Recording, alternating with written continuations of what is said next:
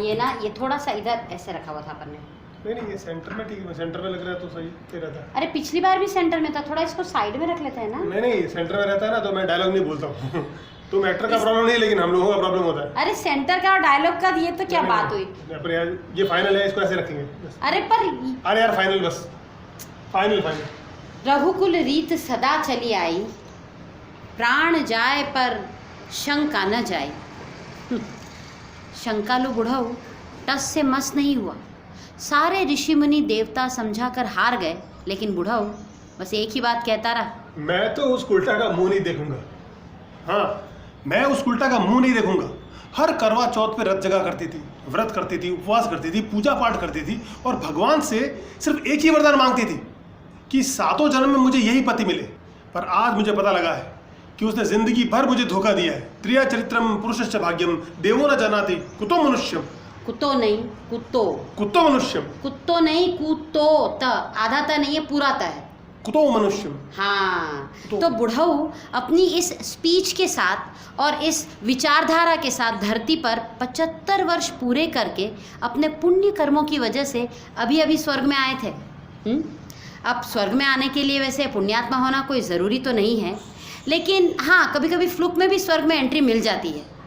जैसे अजामिल डाकू, जिंदगी भर तो उसने नर्क की तैयारी की और मरते वक्त अपने बेटे नारायण को पुकारा, नारायण। प्रभु नारायण समझे कि मुझे पुकारा है, तुरंत दौड़ कर गए और उसे स्वर्ग में ले आए, है ना। ये बड़े लोग जो होते हैं उनमें नाम की ज़रा कमज़ोरी होती है। बुढ़ऊ जब से स्वर्ग में आया है, इसने अपने लिए यहाँ नर्क बना लिया है। हाँ? इंसान चाहे तो क्या नहीं कर सकता। वो चाहे तो रोटी बना ले गेहूं से, या चाहे तो उसी गेहूं की शराब बना ले। कैसे? मैं बताता हूँ। ये बुढ़िया 1 साल पहले मर के स्वर्ग आई। यहाँ आते ही उसने अपना चूल्हा चौका जमा लिया, क्योंकि पति से पहले मरना पृथ्वी पर पतिव्रता का सच्चा लक्षण माना जाता है। यहाँ आते ही जो चूल्हा चौका जमाया उसने, हमने देख लिया। 1 महीना पहले मैं भी गुर्दे की बीमारी से मर के यहाँ आ गया। दाम्पत्य जीवन में हम लोग आदर्श पति पत्नी माने जाते हैं। 50 साल कोई फरिश्ते के साथ भी नहीं रह सकता। मैं तो नारी के साथ गुजार के आया हूँ। हम लोगों में कभी कोई झगड़ा भी नहीं हुआ, क्योंकि गृहस्थ आश्रम की एक बहुत ज़रूरी रस्म है पत्नी को पीटना। पर मैंने कभी इस प्रथा का पालन नहीं किया। मैंने अपनी पत्नी को फूल की पंखुड़ी से भी नहीं छुआ है। लेकिन यहाँ स्वर्ग में आते ही बुढ़ऊ ने बुढ़िया को घर से बाहर निकाल दिया।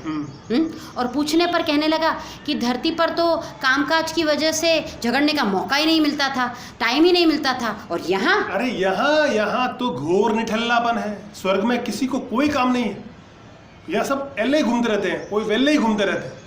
ठीक है, मेरी तो रोज चिक चिक हो जाती है, चिक चिक बहस में बदल जाती है, और बहस जब रौद्र रूप धारण करती है तो गालियों की आवश्यकता पड़ती है। अब गालियों का अभ्यास मुझे बचपन से नहीं रहा। धरती पर भी मैंने गाली नहीं दी, तो मजबूरन मुझे उस पर हाथ उठाना पड़ता है। ढोल गंवार शूद्र पशु नारी, यह सब ताड़न के अधिकारी। मेरा नहीं है। हाँ, ये तुलसीदास जी के शब्द है। हाँ, वरना तुलसीदास जी आज यदि ये बात बोलते ना तो महिला मुक्ति मोर्चा और SC ST एक्ट के तहत सलाखों के पीछे होते। बस इसीलिए मैंने रिस्क लिया नहीं। मैंने तो घर से बाहर निकाल दिया।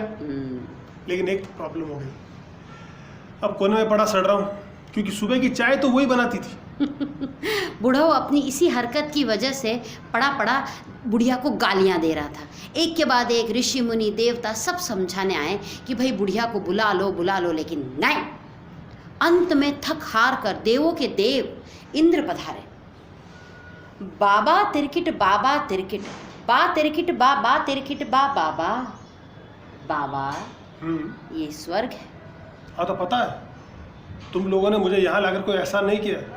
अपने पुण्य के दम पर आया हूँ मैं यहाँ पे। हाँ बाबा, लेकिन यहाँ ऐसा व्यवहार शोभा नहीं देता। हाँ, यहाँ तो उल्टाओं को घर में रखना शोभा देता है। देखो इंद्र, मेरा मुंह मत खुलवाओ, तुम्हारे बारे में मुझे सब कुछ पता है। इंद्र समझ गए कि बुढ़ऊ की बुद्धि में संदेह आ गया है। ठीक है, उन्होंने देवों के देव बृहस्पति को बुलाया। वो बुद्धि के देवता थे, तुरंत समझ गए। आए, बृहस्पति आए और बहुत ही शालीनता से बुढ़ऊ से बोले, बाबा। शालीनता से बोले? बाबा।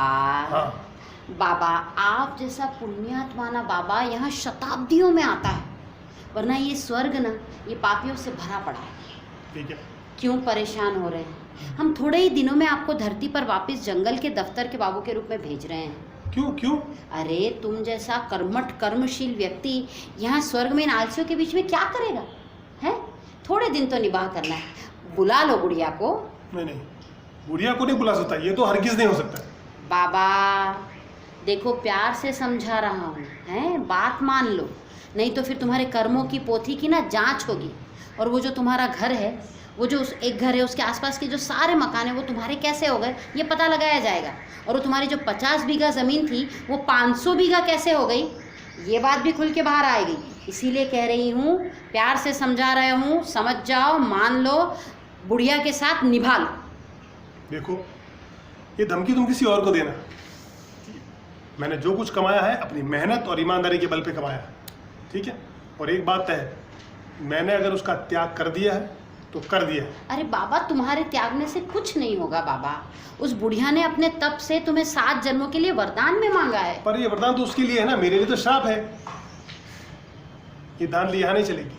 ऐसी धांधली हमारे यहाँ तो कचहरी में भी नहीं होती है। और वो औरत पतिव्रता होने की भी धांधली कर रही है। बृहस्पति समझ गए कि बूढ़ों की बुद्धि में संदेह आ गया, लेकिन संदेह का भी उपाय है। बृहस्पति ने तुरंत कहा, अच्छा तो तुम एक काम करो, तुम उसकी अग्नि परीक्षा ले लो। भाई सनातन काल से ये प्रथा हमारे यहाँ चली आ रही है। श्री राम जी ने भी तो सीता माता की अग्नि परीक्षा ली थी, तुम भी उसकी अग्नि परीक्षा ले लो और उसे बुला लो वापस। पर अग्नि परीक्षा लेने के बाद भी प्रभु राम ने उसे त्याग तो दिया था ना। अरे प्रभु राम ने उसे इसलिए नहीं त्यागा था कि उन्हें सीता माता पर विश्वास नहीं था, बल्कि प्रभु राम को समाज में एक आदर्श उपस्थित करना था।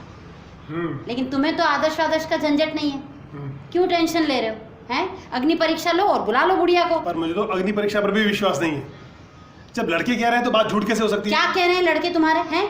और यहाँ स्वर्ग में तुम्हें ये सब बता कौन जाता है? अब क्या कह रहे हैं लड़के ये तो मैं नहीं बता सकता, पर किसने कहा ये बता देता हूँ। अभी कल ही रघुनाथ धोबी की पत्नी मर के आई है, उसी ने मुझे सब कुछ बताया। जैसे ही ये बात पता लगी, रघुनाथ धोबी की पत्नी ने इस बूढ़े के कान भरे हैं। रघुनाथ धोबी की पत्नी को बुलवाया गया।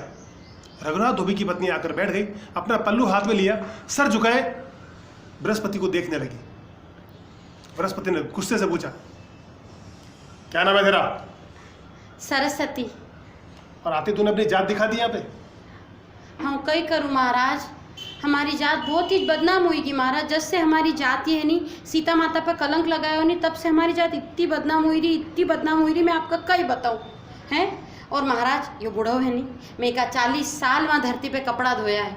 आप ही बताओ, आप यदि की का इतनी साल सेवा करोगा नहीं, यहाँ स्वर्ग में एक ना वो आपसे पूछेगा हमारा छोरा छोरी किस तरह, तो आप नहीं बताओगे कहीं भी कर।